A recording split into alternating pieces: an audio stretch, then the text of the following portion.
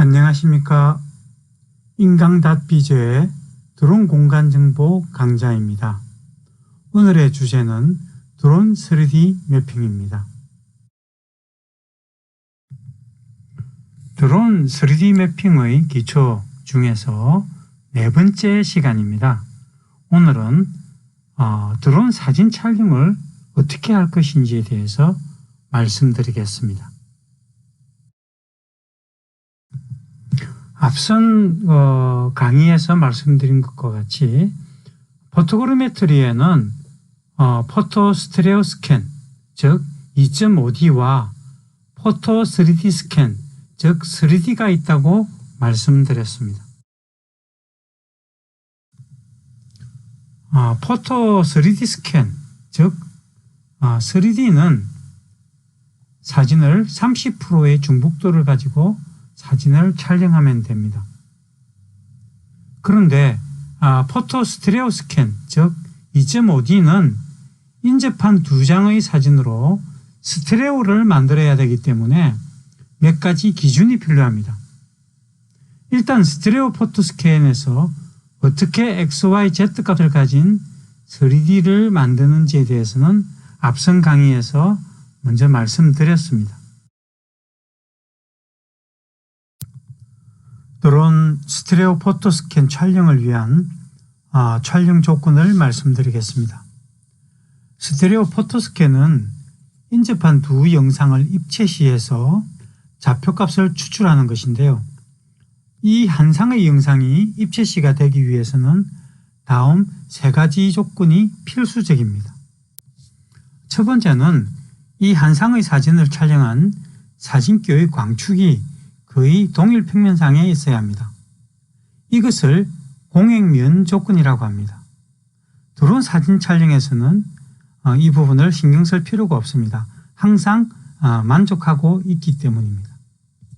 두 번째는 기선고도비가 적당한 값, 약 0.25 이하라야 합니다. 기선고도비란 촬영 높이와 사진 중심점 간 거리 비를 얘기합니다. 만일 드론으로 고도 100m에서 사진을 촬영한다면 기선고도비가 0.25 이하여야 하므로 수평거리 25m 이내에서 다음 사진이 찍혀야 합니다. DJI 팬텀 4 프로 카메라를 100m 고도에서 사진을 찍는다면 장변이 150m, 단변이 100m 정도가 나오므로 종중복도 75% 이상이 되어야 한다는 말입니다. 세 번째는 한 상의 사진이 축척이 거의 같아야 합니다. 일반적으로 축척의 차이가 15% 이내까지는 입체시가 가능합니다. 즉 드론으로 사진을 찍을 경우 지상 고도차가 15% 이상 나면 드론의 웨이포인트에서 고도를 조절해야 합니다. 작업 규정에는 10% 이상 지상 고도차가 나면 고도를 보정해야 한다고 나와 있습니다. 국토지리정보원 고시 제2018-1075호가 무인 비행장치 이용 공공측량 작업 지침인데요. 여기에 항공사진 중복도를 보시는 화면과 같이 정해놓고 있습니다. 종중복을 오버랩이라고 하고 횡중복을 사이드랩이라고 얘기합니다. 드론 진행 방향 사진들의 모음을 스트립이라고 하고 스트립들의 모음을 블록이라고 얘기합니다. 일반적으로는 종중복을 가운데에 있는 75% 이상을 사용하는데 실용적으로 통상 80% 이상을 적용합니다. 드론 포토그래메트리에 사용하는 카메라는 목적에 따라서 두 가지로 나눌 수가 있겠습니다. 일반 지형 포토그래메트리와 정밀 지형 포토그래메트리 및 구조물 인스펙션에 사용하는 이 두 가지로 나눌 수 있겠는데요. 일반 지형에는 DJI 팬텀 4 프로 내장 카메라 정도로도 충분합니다. 그리고 정밀 지형과 구조물 점검에는 소니 α7R 카메라와 35mm 렌즈 조합을 추천합니다. 뒤편에서 카메라 렌즈의 화각 및 초점거리 그리고 CMOS 센서의 크기에 대해서 자세히 말씀드리겠습니다. 하여튼 소니 α7R에 대해서는 고성능이기 때문에 이해가 되실 것으로 믿습니다. 그런데 일반 지형에는 DJI 팬텀 4 프로 내장 카메라만으로도 충분합니다. 이유는 이 내장 카메라가 다른 드론에 내장되어 있는 카메라와 달리 화각이 84도이고 카메라 센서가 1인치이며 이미지 사이즈가 2000만 화소이기 때문입니다.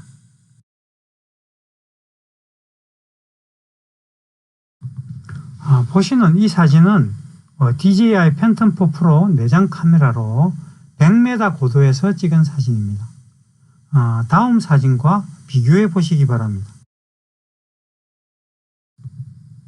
보시는 이 사진은 소니 α7R 35mm 렌즈 카메라로 100m 고도에서 찍은 사진입니다. 앞에서 보신 DJI 내장 카메라 화면과 상당히 차이가 많이 나죠. 이 두 장의 사진은 소니 α7R 35mm 렌즈 카메라하고 DJI 팬텀 4 프로 내장 카메라 이 두 카메라로 150m 고도에서 찍은 사진입니다.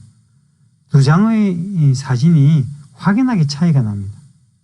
드론 포토그래메트리의 정확도와 품질은 원본 사진의 품질에 따라갑니다. 이 두 장의 사진 또한 구조물 유지 보수를 위해서 소니 α7R 35mm 렌즈 카메라하고 DJI 팬텀 4 프로 내장 카메라로 찍은 사진을 비교했습니다. 두 장의 사진이 또한 확연하게 차이가 납니다. 빨간색 원 부분을 확대한 모습을 보시면은 왜 유지 보수 부분은 소니 α7R 35mm 렌즈로 촬영을 해야 하는지 확연히 알 수가 있습니다. CMOS 카메라의 센서의 사이즈에 대해서 말씀드리겠습니다. 여러분은 풀프레임 바디 카메라라는 말을 들어보셨을 것입니다. 이와 대칭되는 용어는 크롭 바디 카메라입니다.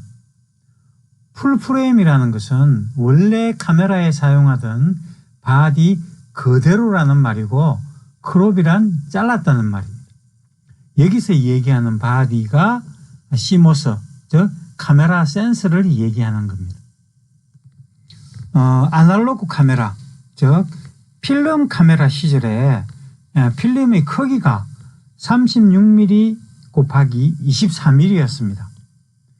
이 필름이 디지털 시대로 넘어오면서 CMOS로 대체된 것인데요.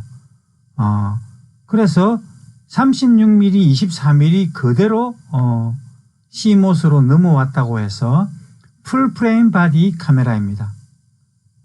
그리고 이 화면의 크기가 3:2 비율입니다. 즉 카메라의 이미지 비율이 원래 3:2라는 말입니다. 그리고 이 풀프레임 바디 카메라를 일반적으로 우리가 35mm 카메라라고 부르기도 합니다.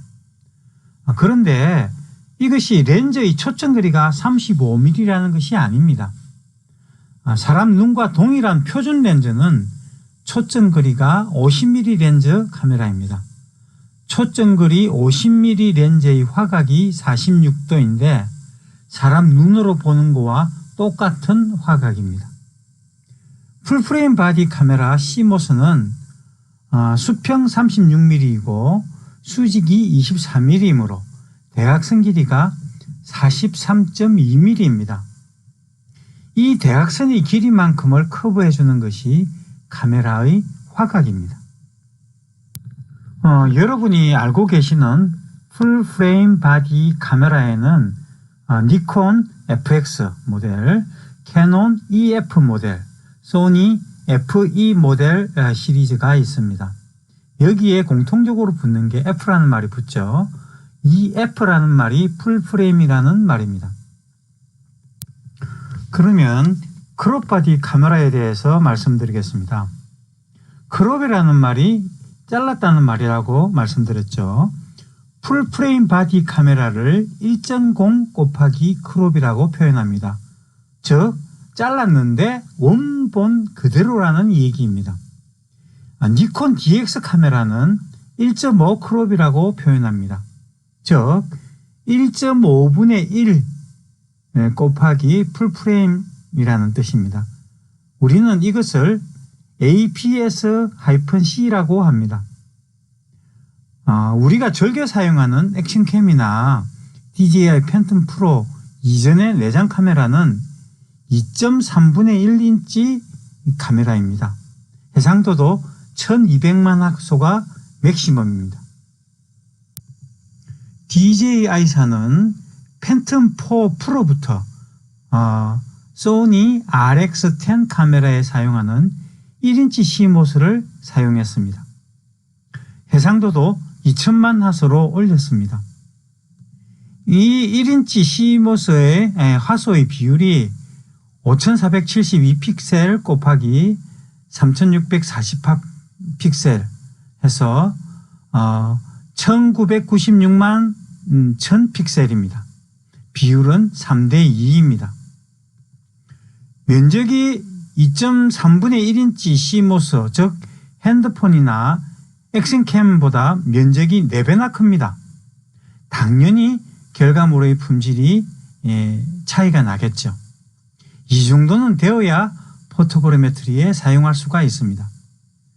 액션캠을 절대 포토그래메트리에 사용해서는 안 됩니다. 이번에는 카메라의 중요 부품인 렌즈의 화각과 초점거리에 대해서 알아보겠습니다. 렌즈는 사람 눈의 수정체입니다. 앞서 표준 카메라, 즉 인간의 눈과 가장 가까운 렌즈는 초점거리 50mm 렌즈라고 말씀드렸습니다. 이 50mm 렌즈의 화각이 46도입니다. 그래서 모든 렌즈의 계산이 여기에서 출발합니다. 그리고 이 초점거리 화각 46도에서 풀로 맺어지는 화상이 36mm 곱하기 24mm입니다. 이번에는 캐논 카메라 예를 들어보겠습니다. 캐논 카메라 중에서 크롭바디 카메라인 경우 CMOS가 표현은 APS-C라고 하고 앞서 말씀드린 것과는 달리 1.6 크롭입니다. 표준보다 작아졌습니다. 작아진 면적에 정확하게 상이 며칠이면 작아진 만큼 초점거리가 짧아져야 합니다. 즉 초점거리는 50mm 나누기 1.6 해서 31.25mm가 됩니다. 즉 이 카메라의 초점거리가 31.3mm일 때 풀프레임 바디 렌즈 50mm에 해당합니다. 그래서 크롭 카메라의 모든 렌즈는 35mm 카메라, 즉 풀프레임 바디 카메라로 환산한 초점거리를 변개해 줍니다. 그래야 우리는 화각을 알 수 있습니다. 예를 들어 소니 크롭 카메라인 경우 1.5 크롭 카메라입니다. 그래서 여기에 16mm 렌즈를 장착하면 표준 카메라로 환산하면 초점거리가 24mm가 되고 화각이 84도입니다. 우리는 포토그래메트리에는 표준 렌즈에서 광각 와이드 렌즈까지만 사용합니다. 즉 표준 카메라로 환산하면 초점거리 50mm 노멀에서 24mm 와이드까지의 렌즈를 사용합니다. 울트라 와이드급, 즉 표준 환산거리 20mm 이하의 렌즈는 사용해서는 안 됩니다. 다음은 좌측 하단의 DSLR 카메라와 미러리스 카메라에 대해서 말씀드리겠습니다. 아날로그 고급 카메라는 그림처럼 SLR, 즉 단렌즈 반사경 카메라입니다. 렌즈를 통해서 들어온 영상을 뷰파인더로 확인해야 하니까 이 영상을 거울로 반사시켜 뷰파인더로 보내고 셔터를 치는 순간 거울이 접혀 필름에 영상이 맺힙니다. 그리고 아날로그 카메라가 디지털 카메라로 바뀌면서 디지털 SLR 카메라가 되었습니다. 그래서 이름이 DSLR이 되겠습니다. 그리고 카메라가 디지털 카메라가 대세가 되면서 뷰파인더로 화면을 확인하지 않고 카메라 휴면에 영상을 확인할 수 있는 LCD 화면이 생기면서 영상을 뷰파인더로 보내기 위한 반사경 구조가 불필요하게 되었습니다. 즉 미러리스 카메라가 탄생한 것입니다. 미러리스와 풀프레임 바디와는 아무 관계가 없는 내용입니다.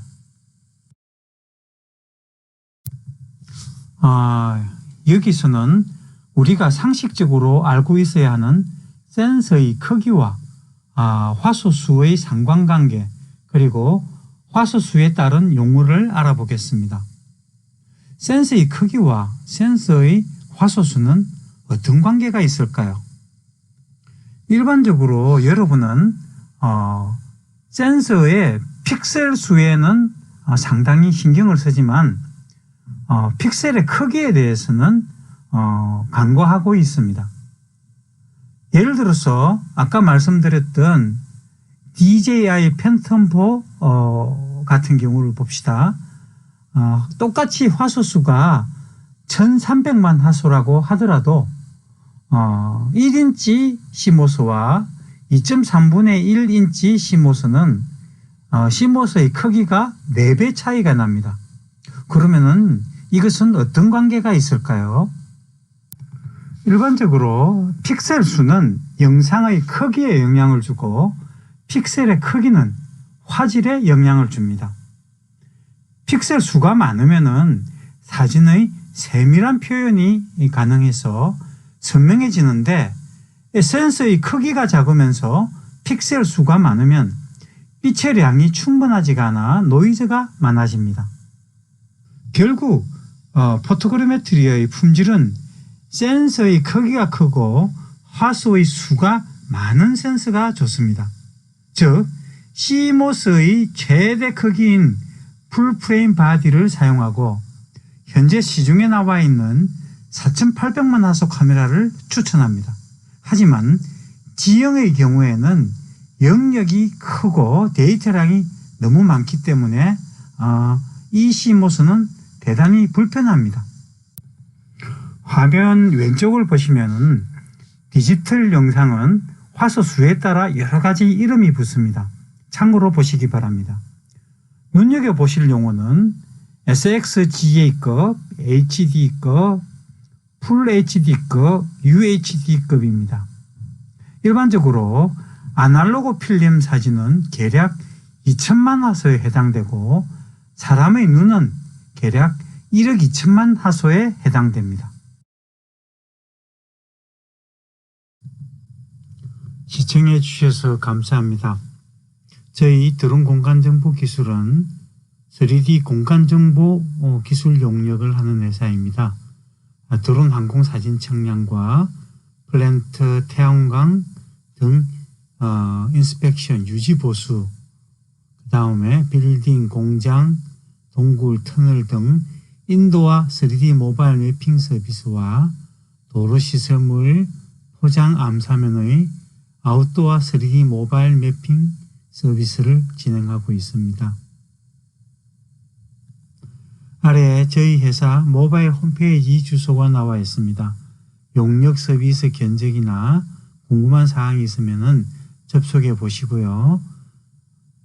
그 아래에 제 전화번호와 회사 이메일 주소가 나와 있습니다.